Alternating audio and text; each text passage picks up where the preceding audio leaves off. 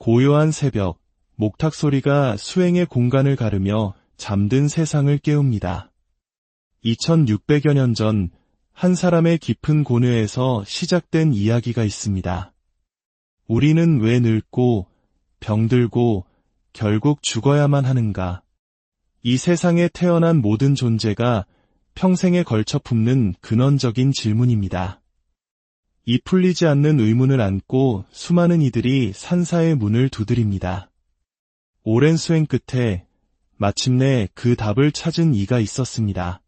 그는 스스로 깨달은 자, 즉 붓다가 되어 그 지혜의 가르침을 세상에 전하기 시작했습니다. 이제 우리도 세상의 모든 괴로움을 잠재우는 그 진리를 찾아 길을 떠나는 선제동자의 마음으로 깨달음의 여정을 시작하려 합니다. 그 길 위에서 우리는 어떤 인연을 만나고 그 만남은 우리 마음에 어떤 지혜의 꽃을 피워낼까요? 지금부터 우리는 깨달은 자, 붓다의 세상으로 들어갑니다. 봄이 오면 지리산 화엄사를 찾는 이들의 발길이 끊이지 않습니다. 그들의 시선을 가장 먼저 사로잡는 것은 바로 각황전 곁에 고고하게 서 있는 한 그루의 홍매화입니다. 이 나무는 임진왜란의 잿더미 속에서 사찰을 다시 일으켜 세우며 심은 희망의 증표입니다. 붉게 타오르는 저 꽃잎 한 장 한 장에는 어지러운 세상을 살아가는 중생들의 간절한 기원이 담겨 있고 그윽한 향기는 부처님 전에 올리는 순결한 공양과도 같습니다.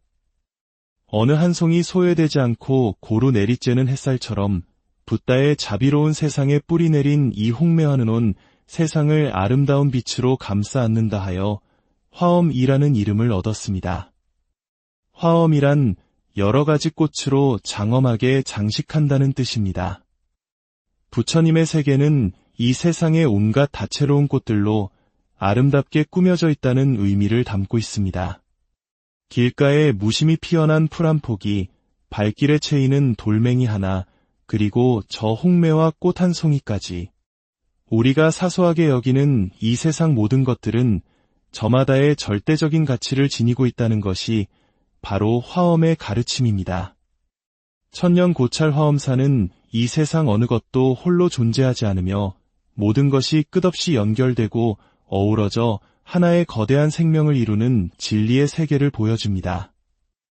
하지만 우리가 발딛고 사는 이 세계를 불교에서는 사바세계라 부릅니다. 이는 인고의 세계, 즉 괴로움을 참고 견뎌야 하는 세상이라는 뜻입니다. 그래서 흔히 고해, 괴로움의 바다라고도 말합니다. 인생을 살아가는 것 자체가 고통의 연속이며 내 뜻대로 되지 않는 모든 것이 괴로움의 원인이 됩니다. 그래서 부처님께서는 일체계고, 즉 모든 것이 괴로움이라고 말씀하셨습니다. 이 괴로운 현실 세계에서 잠시 벗어나 붓다의 세상으로 들어가는 첫 관문은 일주문입니다. 마음을 하나의 기둥처럼 곧게 세우고 들어서라는 의미를 담고 있죠. 화엄사 일주문의 현판은 선조 임금의 8번째 아들인 의창군이 쓴 힘찬 필체로 우리를 맞이합니다. 일주문을 지나면 금강역사가 우리를 기다립니다. 혹시라도 따라왔을지 모를 번뇌와 나쁜 마음을 모두 떨쳐내고 부처님을 향한 순수한 마음만을 가지고 들어오라는 무언의 가르침입니다. 아직 문은 더 남아 있습니다. 바로 사천왕문입니다. 비파와 검, 용과 여의주를 손에 들고 이염 있는 모습으로 서 있는 사천왕은 부처님이 계신 신성한 땅, 불국토를 지키는 수호신들입니다. 흙으로 빚어 만든 화엄사의 사천왕상은 그 높이가 5m에 달해 그 거대한 이용 앞에 서면 누구라도 마음을 가다듬고 스스로를 낮추게 됩니다. 마음을 다잡는 여러 개의 문을 지나 비로소 넓은 마당에 이르면 우리는 대웅전과 마주하게 됩니다.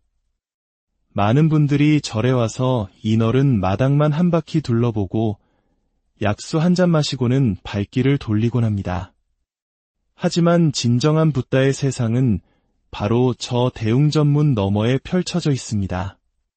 문을 열고 들어서는 순간 밖에서는 전혀 상상할 수 없었던 화려하고 찬란한 부처님의 세계가 눈앞에 나타납니다.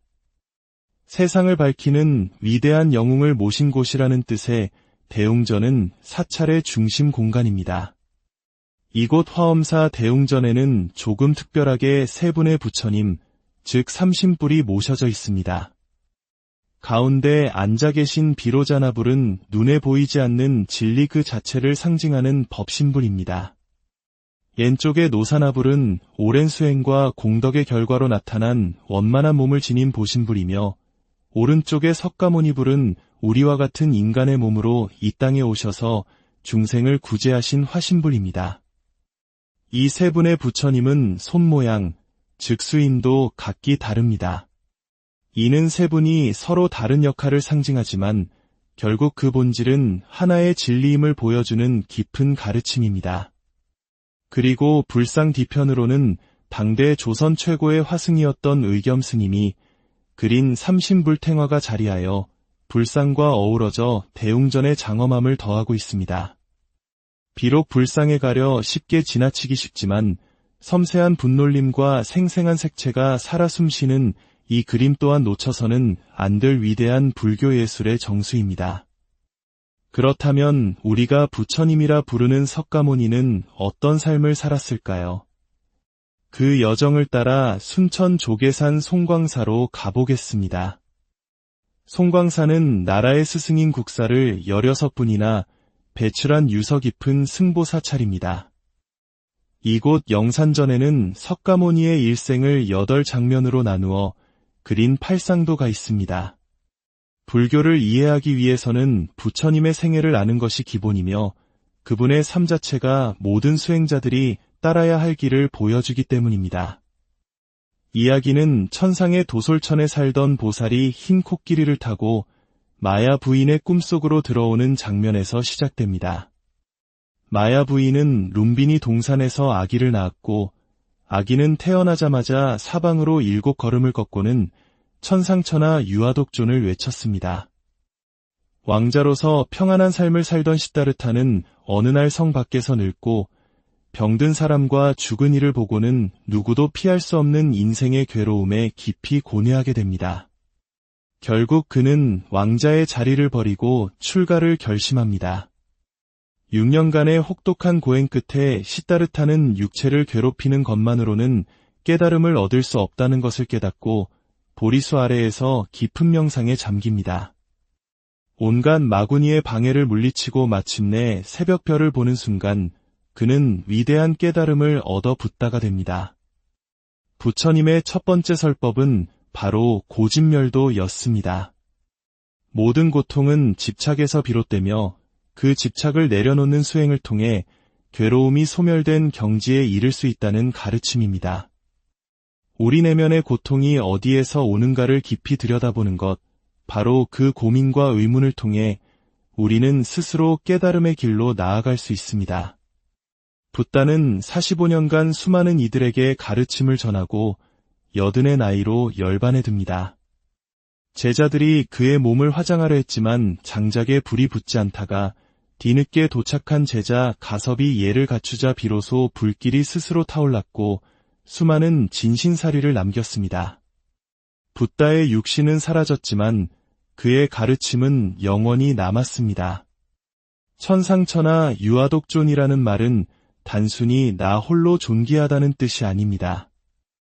이 세상에 존재하는 모든 생명 하나하나가 부처님처럼 존귀한 존재라는 의미입니다.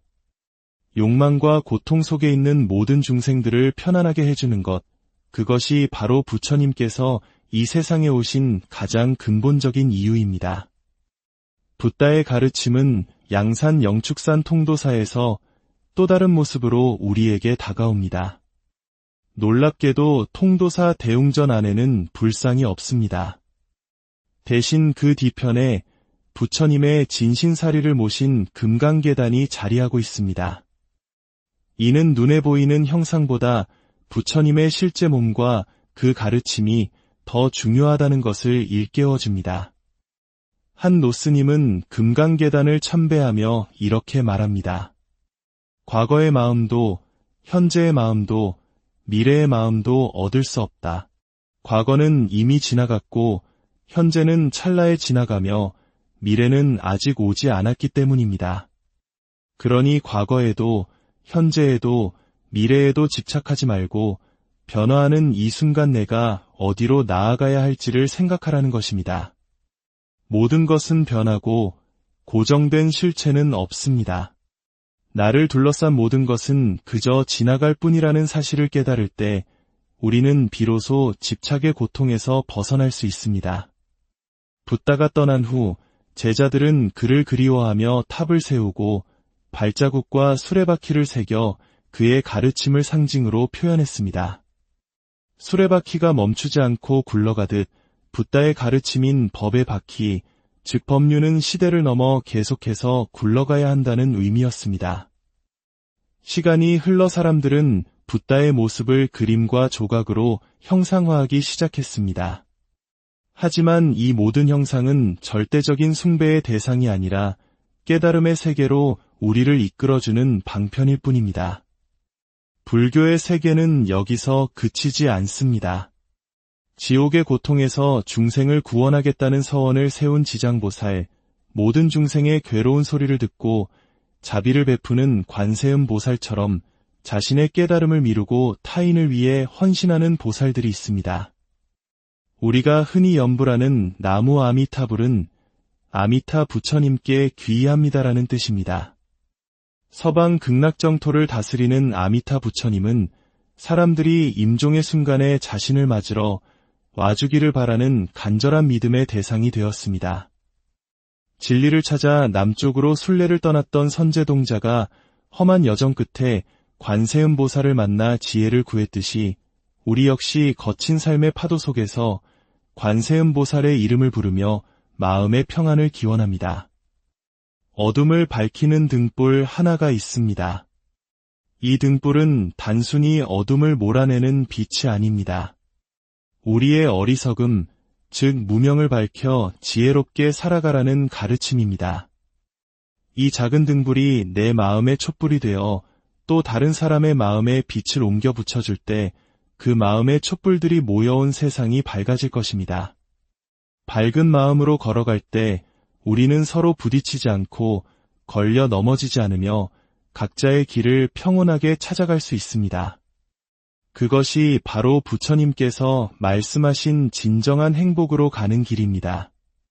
오늘 붓다의 세상을 향한 우리의 짧은 여정이 당신의 마음에 작은 평화의 등불 하나를 밝혔기를 바랍니다. 만약 이 이야기가 당신의 마음에 한순간의 위안을 주었다면 이 영상을 다른 이와 나누는 것은 어둠 속에 등불 하나를 건네는 것과 같은 따뜻한 마음의 나눔이 될 것입니다. 당신의 구독과 좋아요는 부처님의 가르침을 널리 전하는 소중한 공덕이 될 것입니다.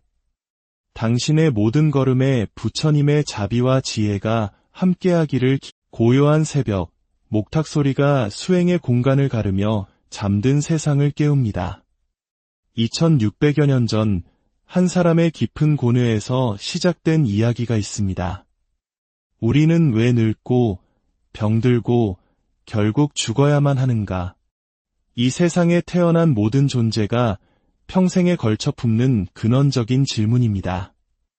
이 풀리지 않는 의문을 안고 수많은 이들이 산사의 문을 두드립니다. 오랜 수행 끝에 마침내 그 답을 찾은 이가 있었습니다. 그는 스스로 깨달은 자, 즉 붓다가 되어 그 지혜의 가르침을 세상에 전하기 시작했습니다. 이제 우리도 세상의 모든 괴로움을 잠재우는 그 진리를 찾아 길을 떠나는 선제동자의 마음으로 깨달음의 여정을 시작하려 합니다. 그 길 위에서 우리는 어떤 인연을 만나고 그 만남은 우리 마음에 어떤 지혜의 꽃을 피워낼까요? 지금부터 우리는 깨달은 자, 붓다의 세상으로 들어갑니다. 봄이 오면 지리산 화엄사를 찾는 이들의 발길이 끊이지 않습니다. 그들의 시선을 가장 먼저 사로잡는 것은 바로 각황전 곁에 고고하게 서 있는 한 그루의 홍매화입니다.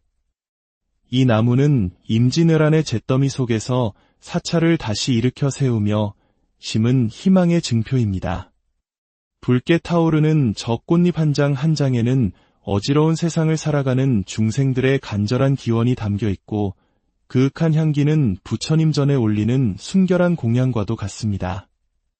어느 한 송이 소외되지 않고 고루 내리쬐는 햇살처럼 붓다의 자비로운 세상에 뿌리 내린 이 홍매화는 세상을 아름다운 빛으로 감싸 안는다 하여 화엄이라는 이름을 얻었습니다. 화엄이란 여러 가지 꽃으로 장엄하게 장식한다는 뜻입니다. 부처님의 세계는 이 세상의 온갖 다채로운 꽃들로 아름답게 꾸며져 있다는 의미를 담고 있습니다.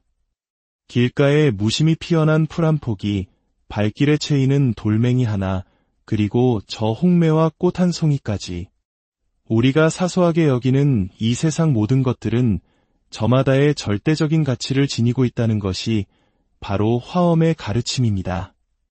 천년 고찰 화엄사는 이 세상 어느 것도 홀로 존재하지 않으며 모든 것이 끝없이 연결되고 어우러져 하나의 거대한 생명을 이루는 진리의 세계를 보여줍니다. 하지만 우리가 발딛고 사는 이 세계를 불교에서는 사바세계라 부릅니다. 이는 인고의 세계, 즉 괴로움을 참고 견뎌야 하는 세상이라는 뜻입니다. 그래서 흔히 고해, 괴로움의 바다라고도 말합니다. 인생을 살아가는 것 자체가 고통의 연속이며 내 뜻대로 되지 않는 모든 것이 괴로움의 원인이 됩니다. 그래서 부처님께서는 일체계고, 즉 모든 것이 괴로움이라고 말씀하셨습니다. 이 괴로운 현실 세계에서 잠시 벗어나 붓다의 세상으로 들어가는 첫 관문은 일주문입니다. 마음을 하나의 기둥처럼 곧게 세우고 들어서라는 의미를 담고 있죠. 화엄사 일주문의 현판은 선조 임금의 8번째 아들인 의창군이 쓴 힘찬 필체로 우리를 맞이합니다. 일주문을 지나면 금강역사가 우리를 기다립니다. 혹시라도 따라왔을지 모를 번뇌와 나쁜 마음을 모두 떨쳐내고 부처님을 향한 순수한 마음만을 가지고 들어오라는 무언의 가르침입니다. 아직 문은 더 남아 있습니다. 바로 사천왕문입니다. 비파와 검, 용과 여의주를 손에 들고 이염 있는 모습으로 서 있는 사천왕은 부처님이 계신 신성한 땅, 불국토를 지키는 수호신들입니다.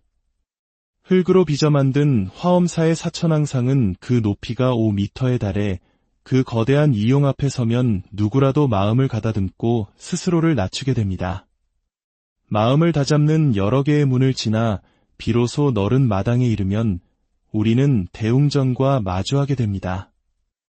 많은 분들이 절에 와서 이 넓은 마당만 한 바퀴 둘러보고 약수 한 잔 마시고는 발길을 돌리곤 합니다. 하지만 진정한 붓다의 세상은 바로 저 대웅전문 너머에 펼쳐져 있습니다. 문을 열고 들어서는 순간 밖에서는 전혀 상상할 수 없었던 화려하고 찬란한 부처님의 세계가 눈앞에 나타납니다. 세상을 밝히는 위대한 영웅을 모신 곳이라는 뜻의 대웅전은 사찰의 중심 공간입니다. 이곳 화엄사 대웅전에는 조금 특별하게 세 분의 부처님, 즉 삼신뿔이 모셔져 있습니다. 가운데 앉아 계신 비로자나불은 눈에 보이지 않는 진리 그 자체를 상징하는 법신불입니다. 왼쪽의 노사나불은 오랜 수행과 공덕의 결과로 나타난 원만한 몸을 지닌 보신불이며 오른쪽의 석가모니불은 우리와 같은 인간의 몸으로 이 땅에 오셔서 중생을 구제하신 화신불입니다. 이 세 분의 부처님은 손모양, 즉 수임도 각기 다릅니다. 이는 세 분이 서로 다른 역할을 상징하지만 결국 그 본질은 하나의 진리임을 보여주는 깊은 가르침입니다. 그리고 불상 뒤편으로는 당대 조선 최고의 화승이었던 의겸 스님이 그린 삼신불탱화가 자리하여 불상과 어우러져 대웅전의 장엄함을 더하고 있습니다. 비록 불상에 가려 쉽게 지나치기 쉽지만 섬세한 분놀림과 생생한 색채가 살아 숨쉬는 이 그림 또한 놓쳐서는 안 될 위대한 불교 예술의 정수입니다. 그렇다면 우리가 부처님이라 부르는 석가모니는 어떤 삶을 살았을까요?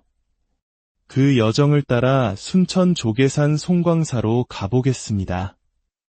송광사는 나라의 스승인 국사를 16분이나 배출한 유서 깊은 승보사찰입니다. 이곳 영산전에는 석가모니의 일생을 8장면으로 나누어 그린 팔상도가 있습니다.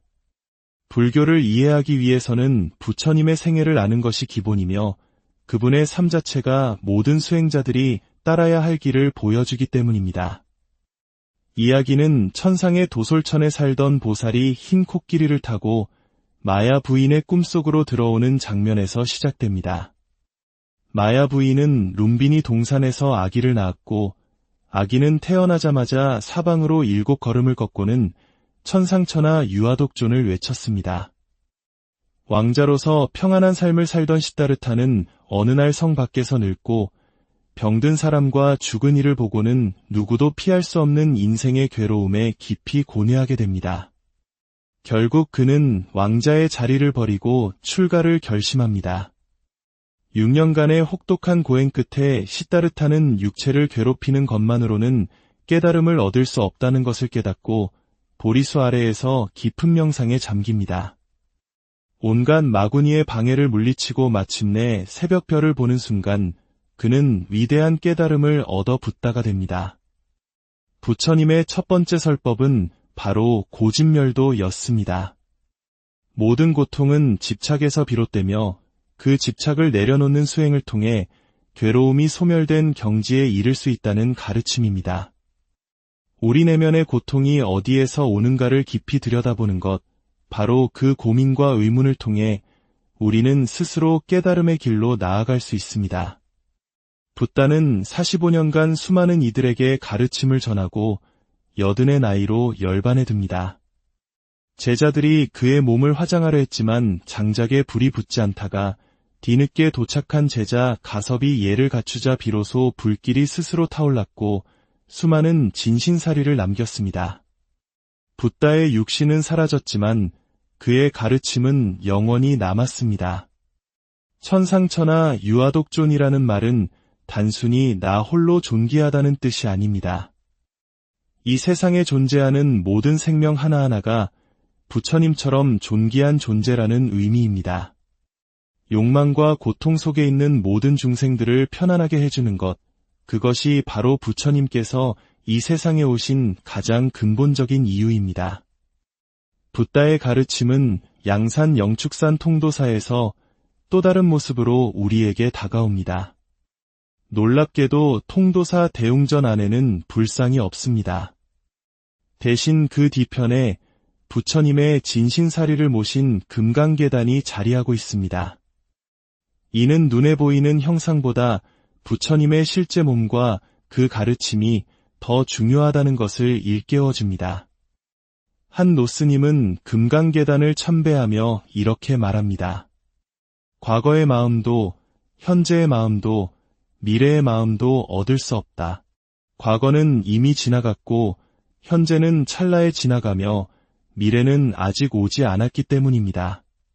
그러니 과거에도 현재에도 미래에도 집착하지 말고 변화하는 이 순간 내가 어디로 나아가야 할지를 생각하라는 것입니다. 모든 것은 변하고 고정된 실체는 없습니다. 나를 둘러싼 모든 것은 그저 지나갈 뿐이라는 사실을 깨달을 때 우리는 비로소 집착의 고통에서 벗어날 수 있습니다. 붓다가 떠난 후 제자들은 그를 그리워하며 탑을 세우고 발자국과 수레바퀴를 새겨 그의 가르침을 상징으로 표현했습니다. 수레바퀴가 멈추지 않고 굴러가듯 붓다의 가르침인 법의 바퀴, 즉 법륜은 시대를 넘어 계속해서 굴러가야 한다는 의미였습니다. 시간이 흘러 사람들은 붓다의 모습을 그림과 조각으로 형상화하기 시작했습니다. 하지만 이 모든 형상은 절대적인 숭배의 대상이 아니라 깨달음의 세계로 우리를 이끌어주는 방편일 뿐입니다. 불교의 세계는 여기서 그치지 않습니다. 지옥의 고통에서 중생을 구원하겠다는 서원을 세운 지장보살, 모든 중생의 괴로운 소리를 듣고 자비를 베푸는 관세음 보살처럼 자신의 깨달음을 미루고 타인을 위해 헌신하는 보살들이 있습니다. 우리가 흔히 염불하는 나무 아미타불은 아미타 부처님께 귀의합니다라는 뜻입니다. 서방 극락정토를 다스리는 아미타 부처님은 사람들이 임종의 순간에 자신을 맞으러 와주기를 바라는 간절한 믿음의 대상이 되었습니다. 진리를 찾아 남쪽으로 순례를 떠났던 선제동자가 험한 여정 끝에 관세음보살을 만나 지혜를 구했듯이 우리 역시 거친 삶의 파도 속에서 관세음보살의 이름을 부르며 마음의 평안을 기원합니다. 어둠을 밝히는 등불 하나가 있습니다. 이 등불은 단순히 어둠을 몰아내는 빛이 아닙니다. 우리의 어리석음, 즉 무명을 밝혀 지혜롭게 살아가라는 가르침입니다. 이 작은 등불이 내 마음의 촛불이 되어 또 다른 사람의 마음에 빛을 옮겨 붙여줄 때 그 마음의 촛불들이 모여온 세상이 밝아질 것입니다. 밝은 마음으로 걸어갈 때 우리는 서로 부딪히지 않고 걸려 넘어지지 않으며 각자의 길을 평온하게 찾아갈 수 있습니다. 그것이 바로 부처님께서 말씀하신 진정한 행복으로 가는 길입니다. 오늘 붓다의 세상을 향한 우리의 짧은 여정이 당신의 마음에 작은 평화의 등불 하나를 밝혔기를 바랍니다. 만약 이 이야기가 당신의 마음에 한순간의 위안을 주었다면 이 영상을 다른 이와 나누는 것은 어둠 속에 등불 하나를 건네는 것과 같은 따뜻한 마음의 나눔이 될 것입니다. 당신의 구독과 좋아요는 부처님의 가르침을 널리 전하는 소중한 공덕이 될 것입니다. 당신의 모든 걸음에 부처님의 자비와 지혜가 함께하기를. 고요한 새벽, 목탁 소리가 수행의 공간을 가르며 잠든 세상을 깨웁니다. 2600여 년 전 한 사람의 깊은 고뇌에서 시작된 이야기가 있습니다. 우리는 왜 늙고 병들고 결국 죽어야만 하는가? 이 세상에 태어난 모든 존재가 평생에 걸쳐 품는 근원적인 질문입니다. 이 풀리지 않는 의문을 안고 수많은 이들이 산사의 문을 두드립니다. 오랜 수행 끝에 마침내 그 답을 찾은 이가 있었습니다.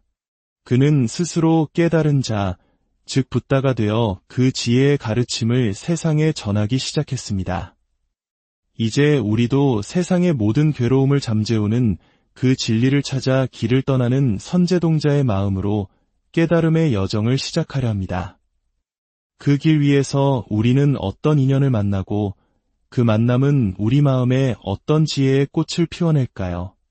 지금부터 우리는 깨달은 자, 붓다의 세상으로 들어갑니다. 봄이 오면 지리산 화엄사를 찾는 이들의 발길이 끊이지 않습니다. 그들의 시선을 가장 먼저 사로잡는 것은 바로 각황전 곁에 고고하게 서 있는 한 그루의 홍매화입니다. 이 나무는 임진왜란의 잿더미 속에서 사찰을 다시 일으켜 세우며 심은 희망의 증표입니다.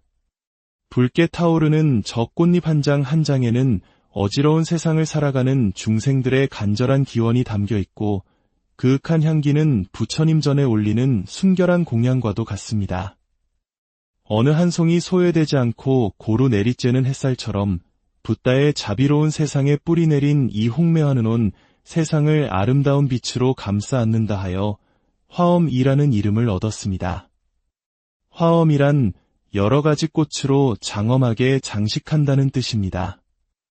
부처님의 세계는 이 세상의 온갖 다채로운 꽃들로 아름답게 꾸며져 있다는 의미를 담고 있습니다.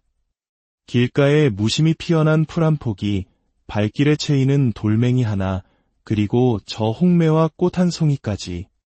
우리가 사소하게 여기는 이 세상 모든 것들은 저마다의 절대적인 가치를 지니고 있다는 것이 바로 화엄의 가르침입니다. 천년고찰 화엄사는 이 세상 어느 것도 홀로 존재하지 않으며 모든 것이 끝없이 연결되고 어우러져 하나의 거대한 생명을 이루는 진리의 세계를 보여줍니다.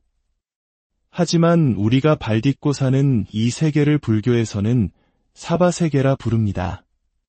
이는 인고의 세계, 즉 괴로움을 참고 견뎌야 하는 세상이라는 뜻입니다. 그래서 흔히 고해, 괴로움의 바다라고도 말합니다. 인생을 살아가는 것 자체가 고통의 연속이며 내 뜻대로 되지 않는 모든 것이 괴로움의 원인이 됩니다. 그래서 부처님께서는 일체계고, 즉 모든 것이 괴로움이라고 말씀하셨습니다. 이 괴로운 현실 세계에서 잠시 벗어나 붓다의 세상으로 들어가는 첫 관문은 일주문입니다. 마음을 하나의 기둥처럼 곧게 세우고 들어서라는 의미를 담고 있죠. 화엄사 일주문의 현판은 선조 임금의 8번째 아들인 의창군이 쓴 힘찬 필체로 우리를 맞이합니다. 일주문을 지나면 금강역사가 우리를 기다립니다. 혹시라도 따라왔을지 모를 번뇌와 나쁜 마음을 모두 떨쳐내고 부처님을 향한 순수한 마음만을 가지고 들어오라는 무언의 가르침입니다. 아직 문은 더 남아 있습니다. 바로 사천왕문입니다. 비파와 검, 용과 여의주를 손에 들고 이염 있는 모습으로 서 있는 사천왕은 부처님이 계신 신성한 땅, 불국토를 지키는 수호신들입니다. 흙으로 빚어 만든 화엄사의 사천왕상은 그 높이가 5m에 달해 그 거대한 이용 앞에 서면 누구라도 마음을 가다듬고 스스로를 낮추게 됩니다. 마음을 다잡는 여러 개의 문을 지나 비로소 넓은 마당에 이르면 우리는 대웅전과 마주하게 됩니다. 많은 분들이 절에 와서 이 넓은 마당만 한 바퀴 둘러보고 약수 한 잔 마시고는 발길을 돌리곤 합니다. 하지만 진정한 붓다의 세상은 바로 저 대웅전문 너머에 펼쳐져 있습니다. 문을 열고 들어서는 순간 밖에서는 전혀 상상할 수 없었던 화려하고 찬란한 부처님의 세계가 눈앞에 나타납니다. 세상을 밝히는 위대한 영웅을 모신 곳이라는 뜻의 대웅전은 사찰의 중심 공간입니다. 이곳 화엄사 대웅전에는 조금 특별하게 세 분의 부처님, 즉 삼신뿔이 모셔져 있습니다. 가운데 앉아 계신 비로자나불은 눈에 보이지 않는 진리 그 자체를 상징하는 법신불입니다. 왼쪽의 노사나불은 오랜 수행과 공덕의 결과로 나타난 원만한 몸을 지닌 보신불이며 오른쪽의 석가모니불은 우리와 같은 인간의 몸으로 이 땅에 오셔서 중생을 구제하신 화신불입니다. 이 세 분의 부처님은 손모양, 즉 수인도 각기 다릅니다. 이는 세 분이 서로 다른 역할을 상징하지만 결국 그 본질은 하나의 진리임을 보여주는 깊은 가르침입니다. 그리고 불상 뒤편으로는 당대 조선 최고의 화승이었던 의겸 스님이 그린 삼신불탱화가 자리하여 불상과 어우러져 대웅전의 장엄함을 더하고 있습니다.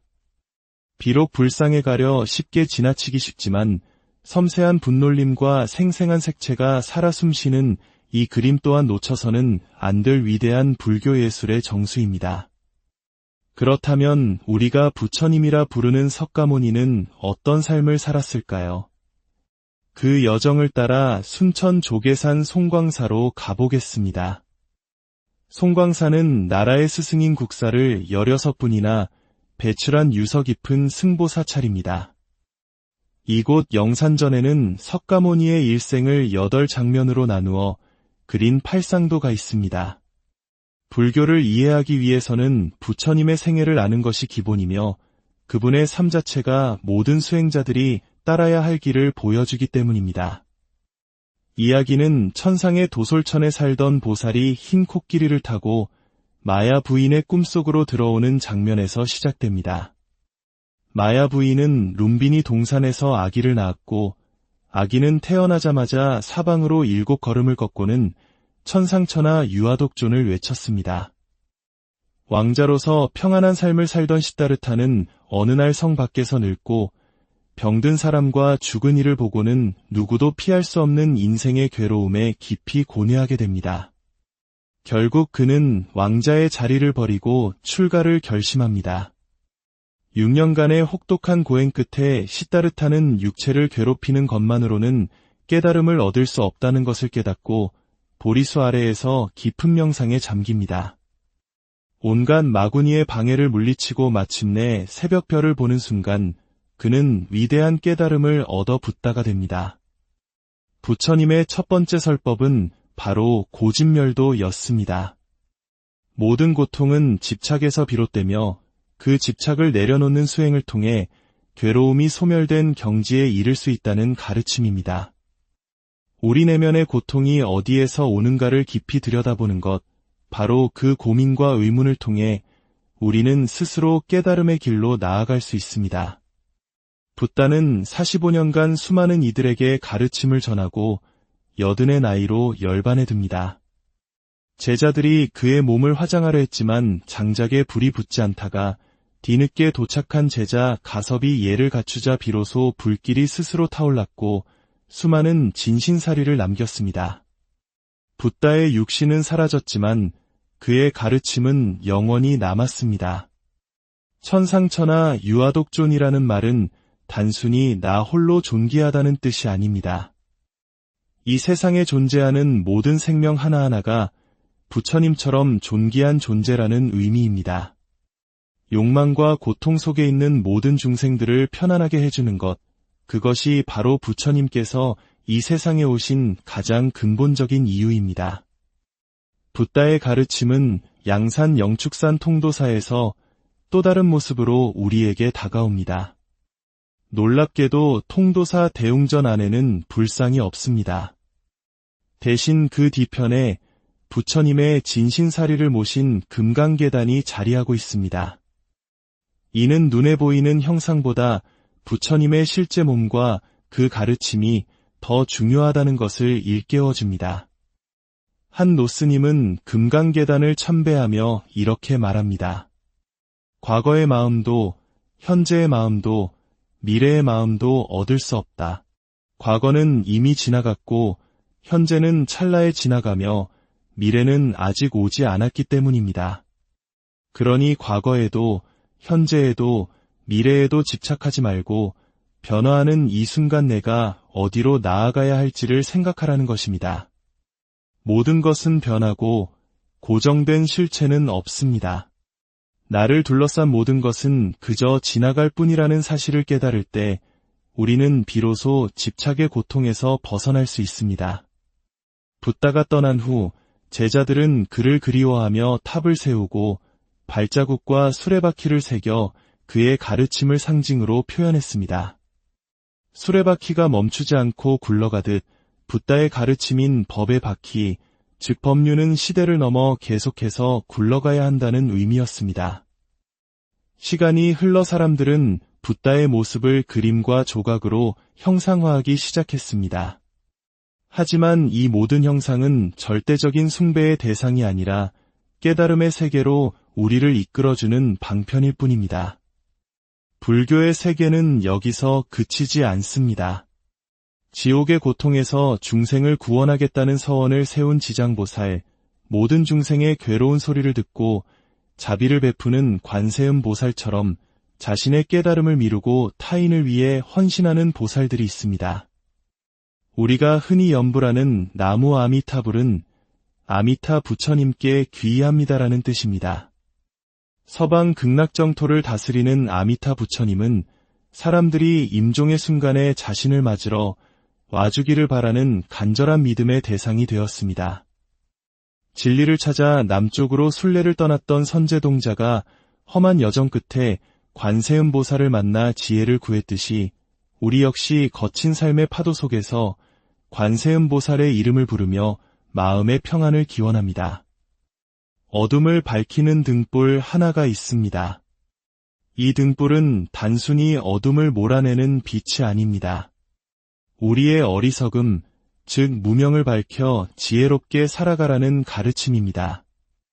이 작은 등불이 내 마음의 촛불이 되어 또 다른 사람의 마음에 빛을 옮겨 붙여줄 때 그 마음의 촛불들이 모여온 세상이 밝아질 것입니다.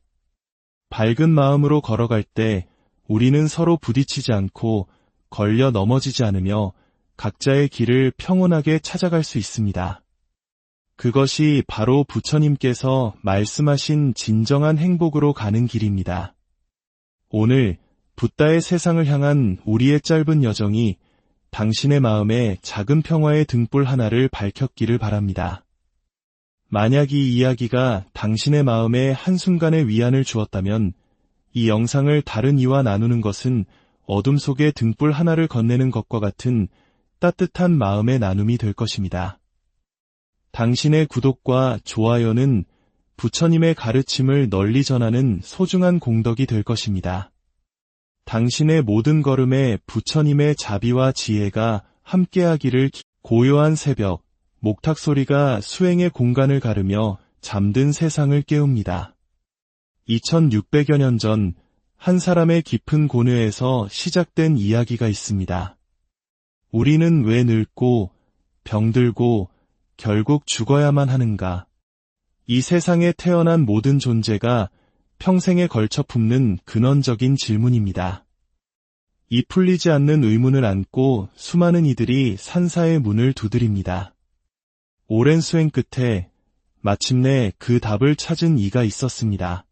그는 스스로 깨달은 자, 즉 붓다가 되어 그 지혜의 가르침을 세상에 전하기 시작했습니다. 이제 우리도 세상의 모든 괴로움을 잠재우는 그 진리를 찾아 길을 떠나는 선제동자의 마음으로 깨달음의 여정을 시작하려 합니다. 그 길 위에서 우리는 어떤 인연을 만나고 그 만남은 우리 마음에 어떤 지혜의 꽃을 피워낼까요? 지금부터 우리는 깨달은 자, 붓다의 세상으로 들어갑니다. 봄이 오면 지리산 화엄사를 찾는 이들의 발길이 끊이지 않습니다. 그들의 시선을 가장 먼저 사로잡는 것은 바로 각황정 곁에 고고하게 서 있는 한 그루의 홍매화입니다. 이 나무는 임진왜란의 잿더미 속에서 사찰을 다시 일으켜 세우며 심은 희망의 증표입니다. 붉게 타오르는 저 꽃잎 한 장 한 장에는 어지러운 세상을 살아가는 중생들의 간절한 기원이 담겨 있고 그윽한 향기는 부처님 전에 올리는 순결한 공양과도 같습니다.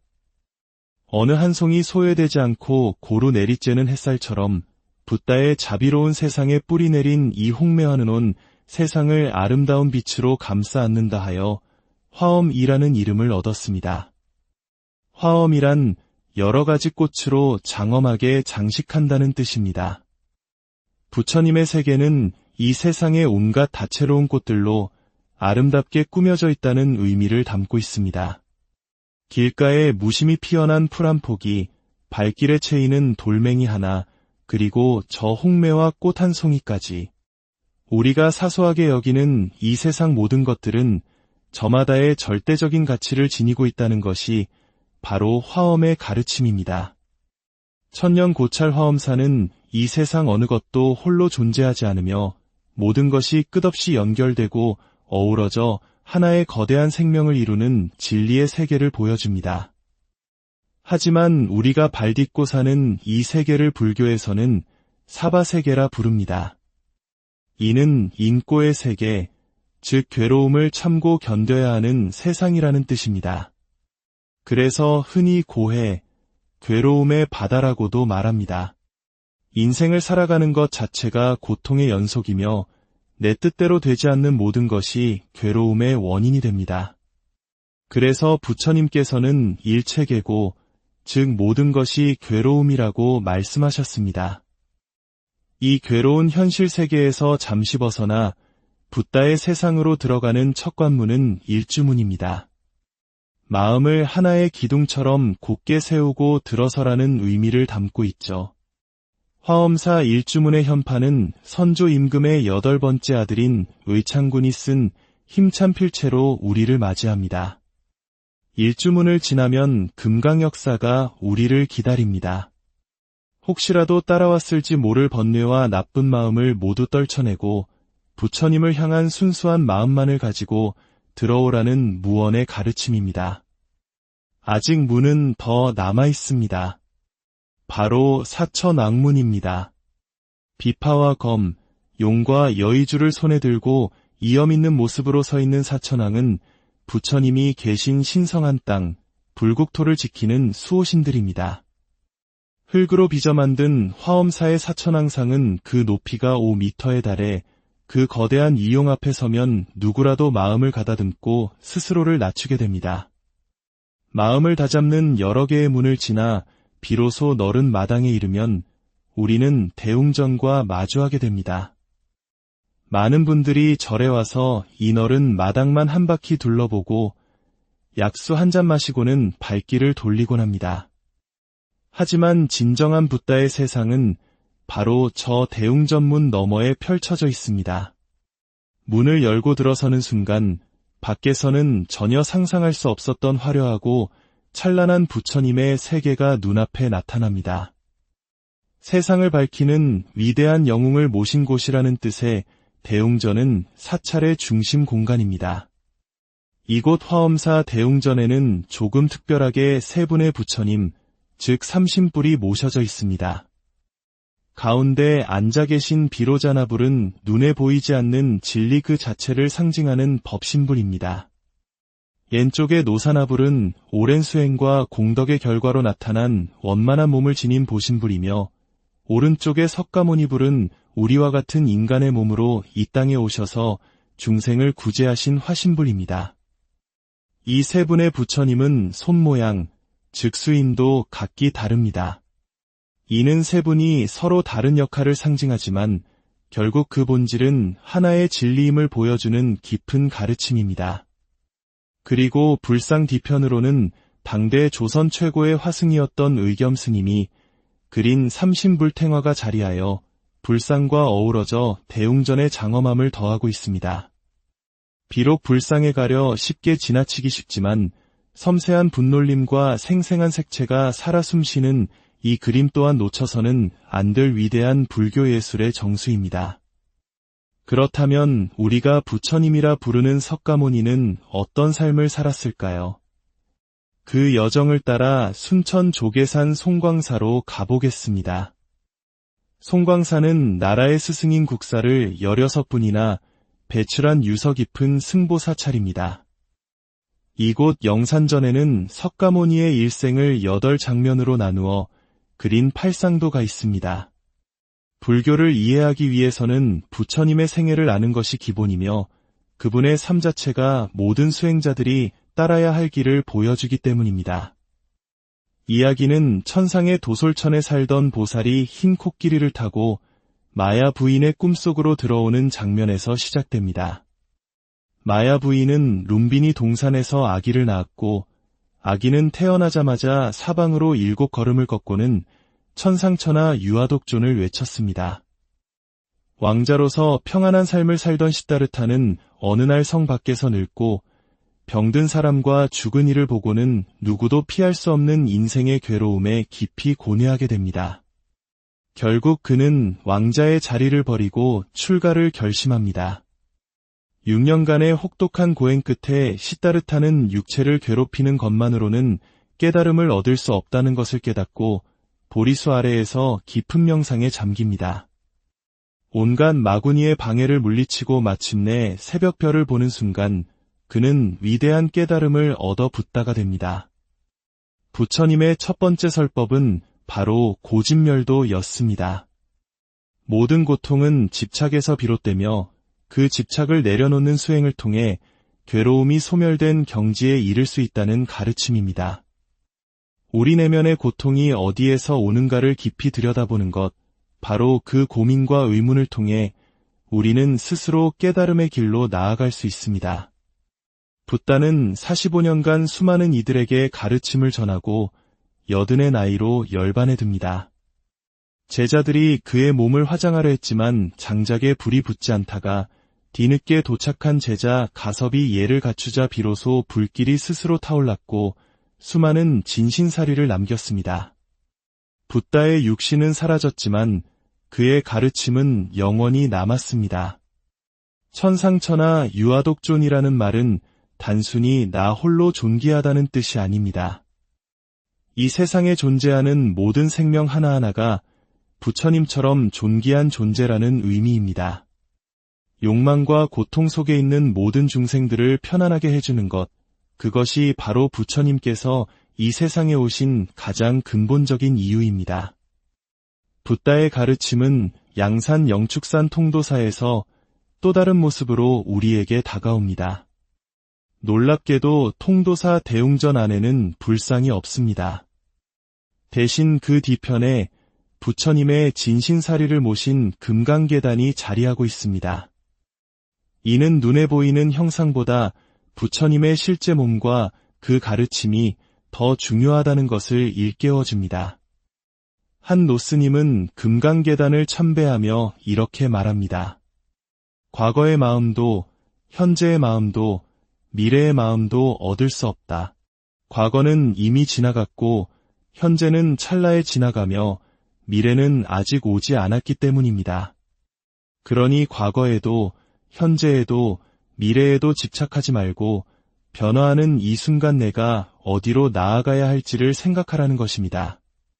모든 것은 변하고 고정된 실체는 없습니다. 나를 둘러싼 모든 것은 그저 지나갈 뿐이라는 사실을 깨달을 때 우리는 비로소 집착의 고통에서 벗어날 수 있습니다. 붓다가 떠난 후 제자들은 그를 그리워하며 탑을 세우고 발자국과 수레바퀴를 새겨 그의 가르침을 상징으로 표현했습니다. 수레바퀴가 멈추지 않고 굴러가듯 붓다의 가르침인 법의 바퀴, 즉 법륜은 시대를 넘어 계속해서 굴러가야 한다는 의미였습니다.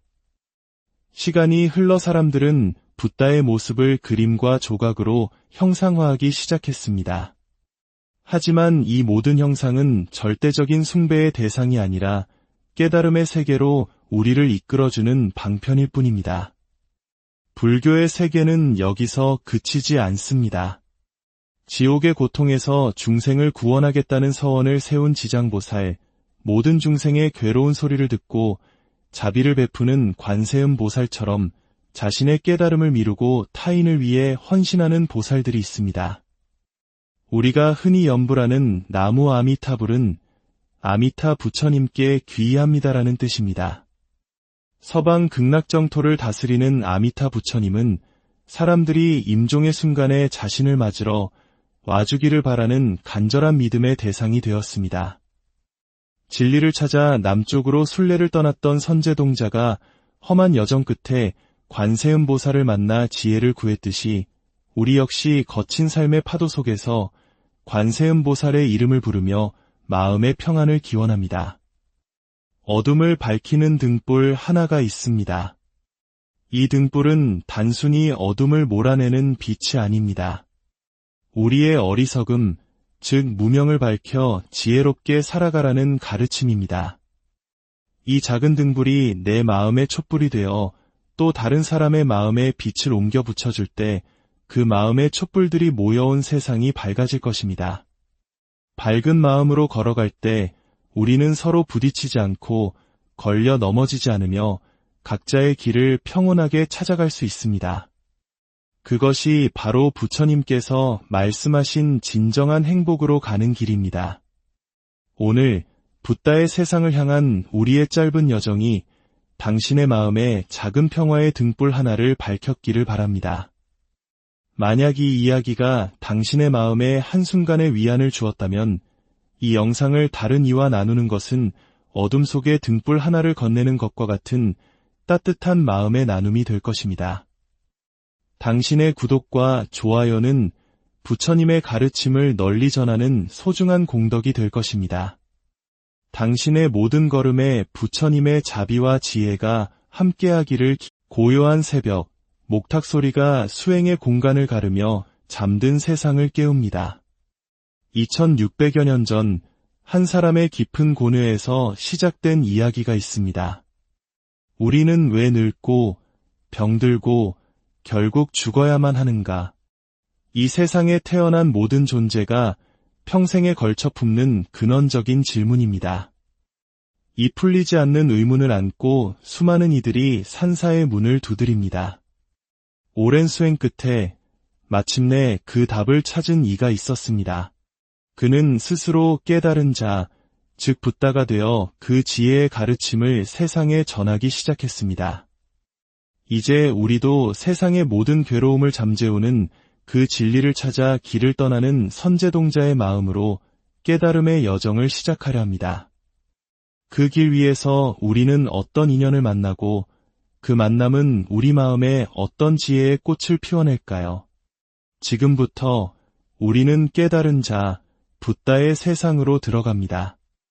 봄이 오면 지리산 화엄사를 찾는 이들의 발길이 끊이지 않습니다.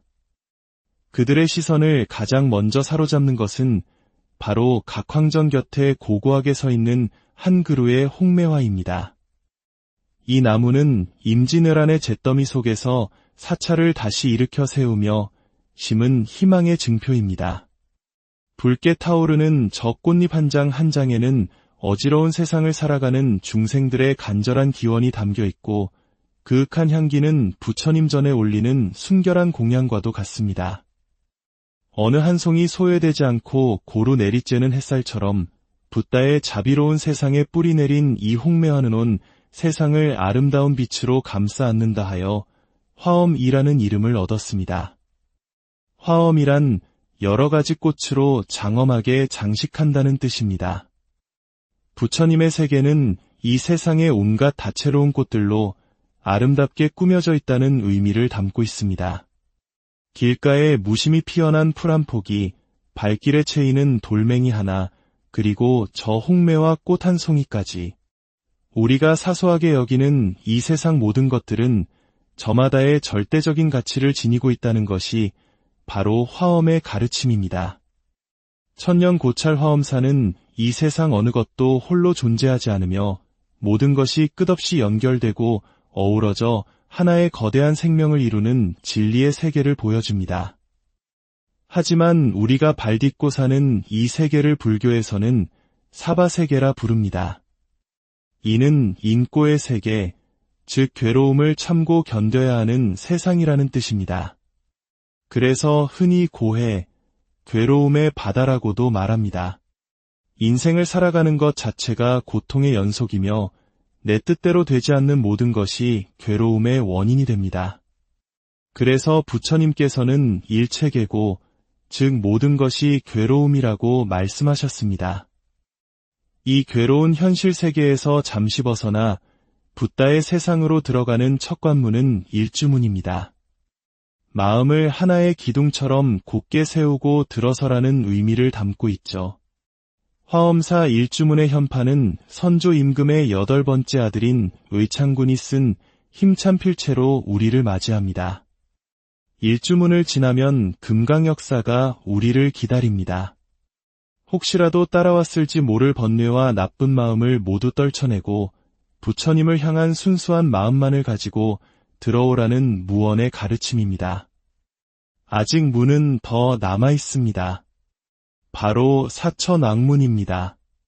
비파와 검, 용과 여의주를 손에 들고 이염 있는 모습으로 서 있는 사천왕은 부처님이 계신 신성한 땅, 불국토를 지키는 수호신들입니다.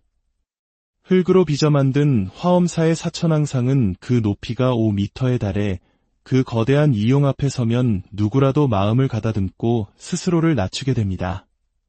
마음을 다잡는 여러 개의 문을 지나 비로소 넓은 마당에 이르면 우리는 대웅전과 마주하게 됩니다.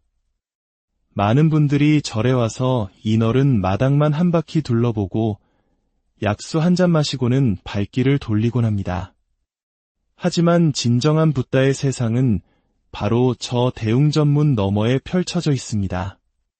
문을 열고 들어서는 순간 밖에서는 전혀 상상할 수 없었던 화려하고 찬란한 부처님의 세계가 눈앞에 나타납니다.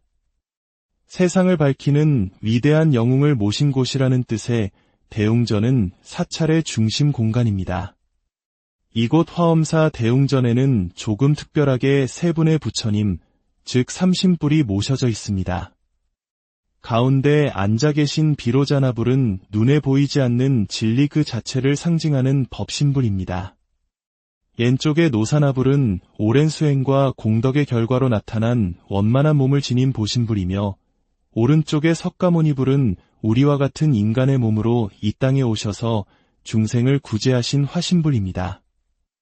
이 세 분의 부처님은 손모양, 즉 수임도 각기 다릅니다. 이는 세 분이 서로 다른 역할을 상징하지만 결국 그 본질은 하나의 진리임을 보여주는 깊은 가르침입니다. 그리고 불상 뒤편으로는 당대 조선 최고의 화승이었던 의겸 스님이 그린 삼신불탱화가 자리하여 불상과 어우러져 대웅전의 장엄함을 더하고 있습니다. 비록 불상에 가려 쉽게 지나치기 쉽지만 섬세한 분놀림과 생생한 색채가 살아 숨쉬는 이 그림 또한 놓쳐서는 안 될 위대한 불교 예술의 정수입니다. 그렇다면 우리가 부처님이라